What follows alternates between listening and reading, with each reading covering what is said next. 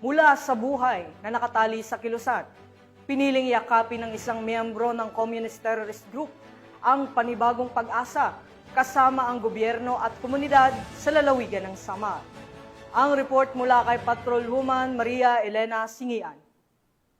Voluntaryong nagbalik loob sa pamahalaan ng isang miyembro ng Communist Terrorist Group sa Barangay Pabanog, Paranas, Samar. Ang pagbabalik loob ay resulta ng matagumpay na panawagan at pagsisikap ng mga tauhan ng 2nd Samar Provincial Mobile Force Company kasamang Regional Intelligence Unit 8 at 802nd Maneuver Company Regional Mobile Force Battalion 8. Samantala, nakatanggap naman ang nagbalik loob ng agarang tulong pinansyal at food packs mula sa mga kapulisan. Ang nasabing surrendery ay nasa kustudiya ng 2nd Samar PMFC para sa facilitation ng kanyang posibleng enrollment sa programa ng ating gobyerno na Enhanced Comprehensive Local Integration Program o ECLIP. Muling hinimok ng pambansang pulisya ang ibang mga miyembro at taga-suporta ng CTGs na iwaksina ang maling ideolohiya at magbalik loob sa ating gobyerno upang mabuhay ng payapa kasamang kanilang mga mahal sa buhay.